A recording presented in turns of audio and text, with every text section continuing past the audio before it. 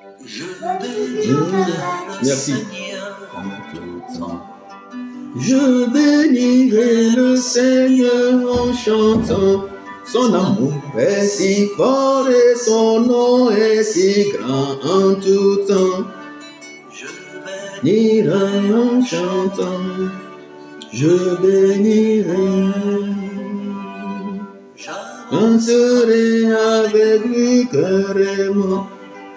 J'avancerai avec le cœur brûlant.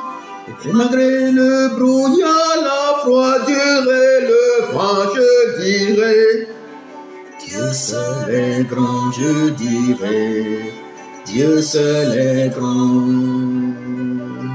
Je bénirai le Seigneur en tout temps.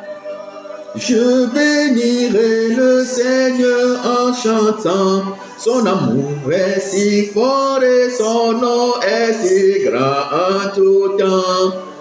Je bénirai, bien-aimé dans le Seigneur, je bénirai le Seigneur en tout temps.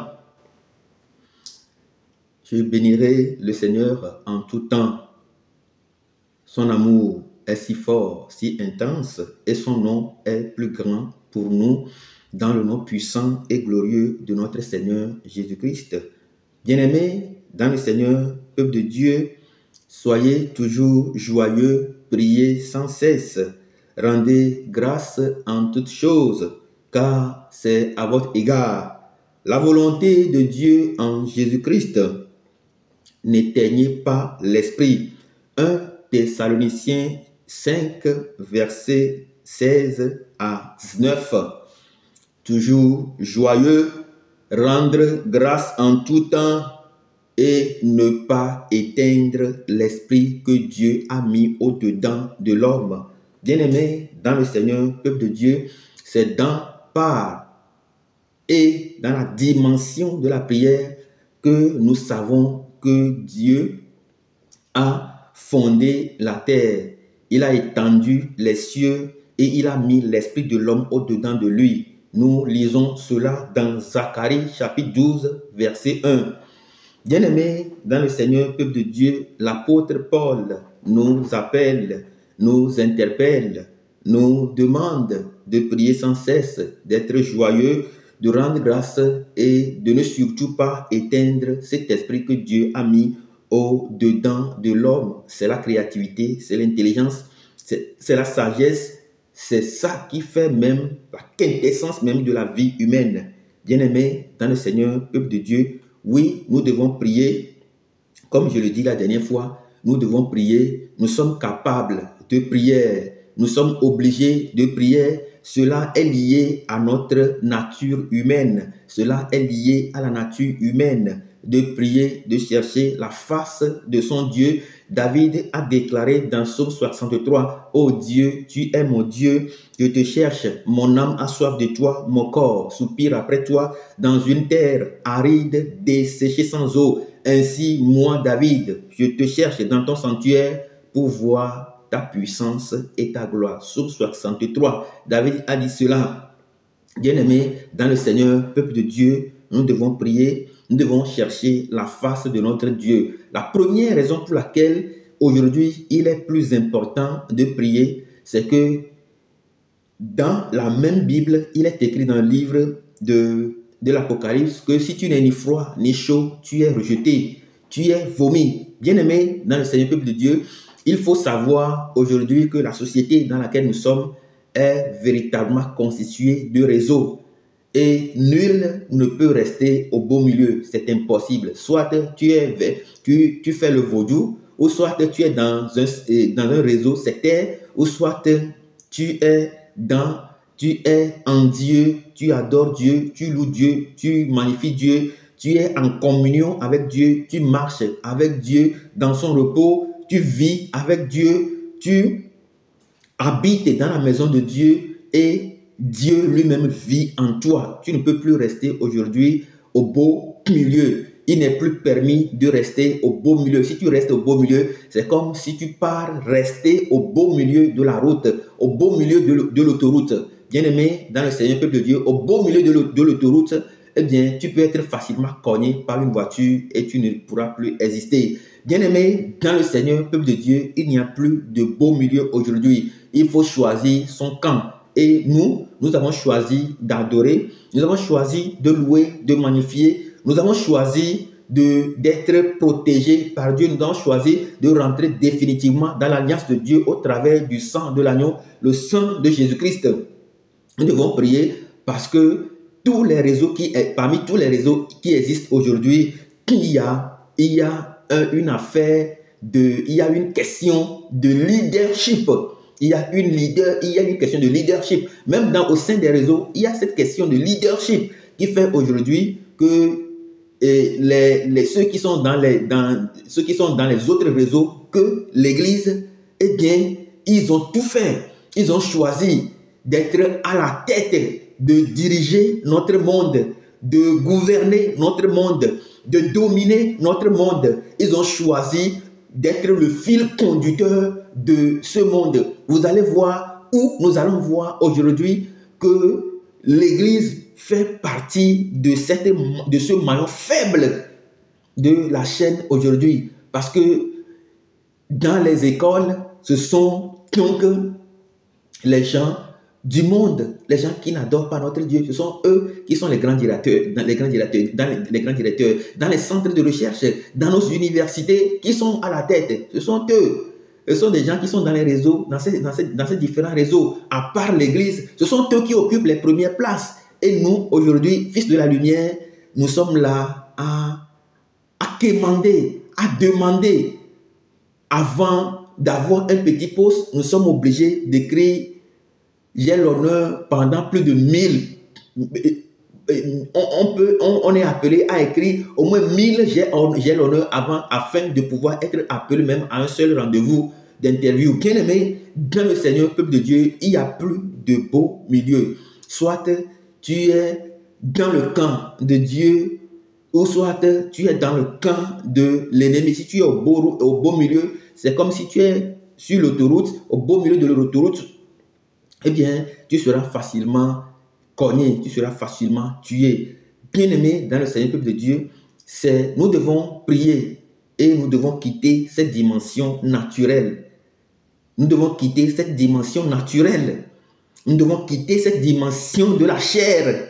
La Bible déclare dans Jean chapitre 1, la Bible déclare dans l'évangile de Jean chapitre 1, la Bible déclare, nous qui avons reçu Jésus-Christ, la parole vivante venant du Père, nous avons reçu également le pouvoir de devenir enfants de Dieu, lesquels sont nés non de la chair, non de la volonté de l'homme, ni du sang, mais de la volonté de notre Dieu. Eh bien, nous avons reçu ce pouvoir, mais bizarrement, on ne contrôle absolument rien dans ce monde. Nous ne pouvons rien contrôler, nous ne contrôlons absolument rien. Nous sommes à l'écart, nous sommes spectateurs des gens. Bien-aimés dans le Seigneur de Dieu, nous devons quitter cette zone de spectateurs. Nous devons quitter la zone de spectateurs et de travailler véritablement pour prendre part activement à la construction de notre société. Dans la prière, Dieu, nous savons que c'est dans la prière, dans la dimension de la prière, que Dieu a envoyé un message formel à Moïse pendant qu'il priait. Dieu lui a dit, écoute, dans Exode 31, Dieu lui a dit, écoute, j'ai choisi moi-même Bessalil. J'ai choisi Bessalil. Dans Exode 31, Dieu a dit, sache que j'ai choisi Bessalil, le fils d'Uri, le fils de Our, de la tribu de Juda. Je l'ai rempli de l'Esprit de Dieu, de sagesse, d'intelligence et de savoir pour toutes sortes d'ouvrages. Dieu a envoyé un message, a donné un message, a révélé un message formel à Moïse pour lui dire, c'est vrai, je t'ai révélé le plan de la construction du temple, mais j'ai donné sa construction à Bessalil, celui que j'ai rempli de mon esprit, de sagesse, d'intelligence et de savoir pour toutes sortes d'ouvrages. Bien-aimés dans le Seigneur, peuple de Dieu, c'est dans la dimension de la prière que nous pouvons recevoir cet esprit pour prendre part activement à la construction de nos nations, à la construction de nos pays, à la construction de nos villages, à la construction de nos cantons, de nos chefs-lieux, etc. Eh bien, c'est dans la prière que nous recevons ça. Et dans cette dimension, nous sommes capables de construire quelque chose qui est quelque chose de beau, de magnifique, d'extraordinaire, puisque cela nous vient de Dieu, directement de Dieu. Et la Bible déclare que à la fin de la construction de ce temple, eh bien, ce qui s'est passé, c'est que Dieu lui-même est descendu, sa gloire a resplendu ce temple, parce que cette construction répond valablement et vaillamment au dessein de Dieu, à l'intention de Dieu, à l'idée de Dieu. Bien-aimés dans le Seigneur, peuple de Dieu, si nous voulons faire partie activement de la construction de notre monde, eh bien, nous devons aller à la dimension, dans cette dimension de l'esprit, afin de recevoir par la prière la sagesse, l'intelligence et le savoir de faire ce pourquoi nous sommes arrivés dans ce monde.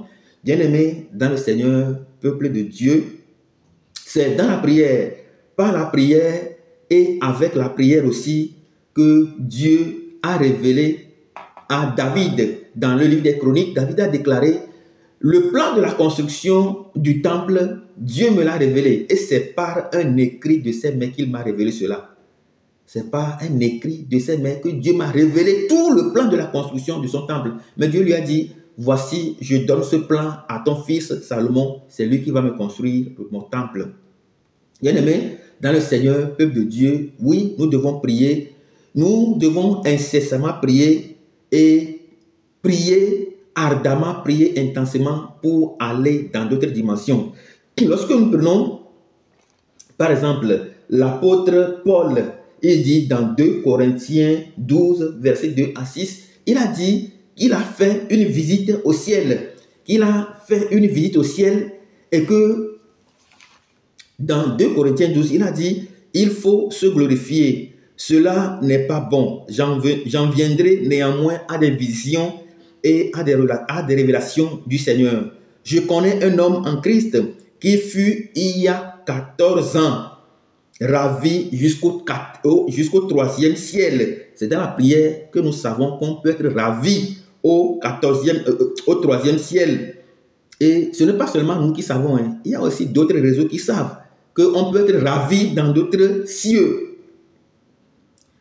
Si ce ne fut dans son corps, je ne sais. Si ce ne fut dans son corps, je ne sais. Dieu le sait. Et il dit: je sais que cet homme fut enlevé dans le paradis et qu'il entendit les paroles ineffables qu'il n'est pas permis à un homme d'exprimer. Voilà, il a été ravi dans un ciel, au 3e ciel, où il dit qu'il a fait l'expérience des choses extraordinaires et qu'il n'est même pas permis à l'homme d'exprimer. Et dans la prière, par la prière, avec la prière, que nous savons que nous pouvons aller dans d'autres dimensions, que nous ne sommes pas appelés à la dimension humaine, dans notre dimension naturelle, mais que dans la prière, avec la prière, par la prière, nous sommes véritablement appelés à aller au-delà de ça. C'est dans la prière, par la prière, avec la prière, que Samson, la Bible déclare que Samson, dans le livre de Juges, je crois, Juges chapitre 14, verset 6, la Bible déclare que l'Esprit de l'Éternel s'est emparé de Samson et il a déchiré, sans rien avoir entre ses mains, il a déchiré un lion comme on déchire un chevreau. Bien-aimé dans le Seigneur, peuple de Dieu, simplement, je veux dire ici que nous devons prier pour être véritablement forts. Nous devons prier pour aller dans les dimensions et pour recevoir la puissance et manifester sur notre terre ce pourquoi nous sommes appelés. Chacun de nous est appelé pour une mission, est envoyé en mission sur cette terre. Tout le monde sait ça, ce n'est pas nouveau. Et c'est dans la dimension de la prière que nous sommes appelés à recevoir la puissance de pouvoir manifester cela sur la terre. Il y en a qui ont reçu le pouvoir de guérison, le pouvoir de guérir les autres, le pouvoir de délivrer les autres, le pouvoir de manifester la puissance de Dieu partout où ils sont. Eh bien, c'est dans les dimensions de la prière que nous pouvons avoir cette puissance. Si nous voulons réaliser quelque chose d'extraordinaire, nous voulons immortaliser notre présence ici sur la terre, eh bien, c'est dans la prière, dans la prière, en remontant dans cette dimension, que nous pouvons véritablement avoir la capacité de manifester réellement ce pourquoi nous sommes appelés sur cette terre. Bessalil a reçu cette puissance de manifester la construction de ce temple et il a manifesté réellement parce qu'il a reçu de la dimension de la prière. Moïse a reçu le plan parce que c'est dans la dimension de la prière qu'il a reçu et il a donné le plan tel qu'il l'avait reçu. Et Dieu lui-même, il était d'accord. Voilà pourquoi, après la construction, sa grâce, après la construction, son esprit est descendu, sa gloire est descendue. Dieu était d'accord avec Samson. Il lui a donné cette puissance et il a déchiré un animal, le lion, cet animal féroce. Nous voyons, c'est dans la prière, avec la prière, par la prière, que Abnego, Shadrach et Meshach ont déclaré: notre Dieu est capable. Nous savons qu'il est capable de nous délivrer de ta main et de nous délivrer de la fournaise ardente. Ô roi, c'est dans la prière, dans la dimension de la prière, la plus haute possible, que Daniel sait qu'il ne sera pas dévoré par le lion à la fosse au lion. Il a dit, au lieu d'accepter, adorer la statuette, il a décidé plutôt d'aller dans la fosse au lion pour manifester la puissance de Dieu, la puissance que Dieu lui a donnée, qu'il a reçue dans la prière sur la terre. Bien-aimé dans le Seigneur, peuple de Dieu, tu dois prier, je dois prier. Nous devons prier pour manifester sur la terre. Nous devons prier pour aller dans les dimensions, aller dans les hauteurs, aller en esprit, pour manifester sur notre terre ce pourquoi nous sommes appelés. Bien-aimés dans le Seigneur, peuple de Dieu, il y a certaines femmes, par exemple, quand vous allez chez elles vous préparent à manger, vous allez dire, mais merde, il y a des gens, hein, ça c'est une grâce. Ça c'est une grâce. Ça c'est un don. Ça c'est une puissance qu'elles ont reçue et qu'elles manifestent sur notre terre. Eh bien, je prie encore pour ces femmes. Je prie encore pour celles et ceux-là qui sont dans le domaine de la réalisation des dons, de la mission pour laquelle ils sont venus dans ce monde. Je prie qu'ils continuent de prier sans cesse dans cette joie pour aller dans les dimensions, dans les hauteurs, afin de pouvoir venir manifester sur nos terres ce pourquoi ils sont appelés. Dans les dimensions, on reçoit la puissance de contrôler le monde. Dans la dimension, on reçoit la puissance de contrôler son domaine. Dans les dimensions de l'esprit, on reçoit la faveur d'être véritablement protégé par Dieu en accomplissant sa mission sur la terre. Dans les dimensions de l'esprit, on reçoit la grâce de manifester ce pourquoi on est arrivé, et cela de manière puissante. Nous lisons Hébreux chapitre 11. La Bible déclare: tous ceux-là qui ont reçu, qui ont obtenu la foi, Dieu leur a accordé un témoignage favorable. Pourquoi? Parce que pour avoir la foi même, il faut aller dans la prière.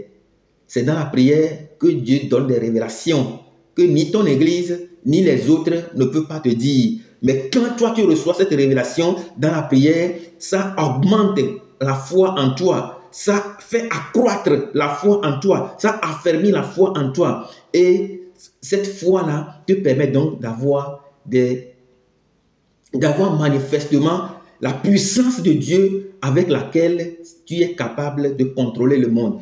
La Bible déclare que Daniel chapitre 5, Dieu a donné à Daniel un esprit de sagesse des dieux. Il lui a donné un esprit de sagesse, un esprit d'intelligence, un esprit qui est supérieur. Dieu lui a donné cette capacité de résoudre l'énigme les plus difficiles de notre existence. C'est dans la prière, avec la prière et par la prière que Daniel a reçu ce don. Bien-aimés dans le Seigneur, peuple de Dieu, n'abandonnons pas notre vie de prière, n'abandonnons pas la prière.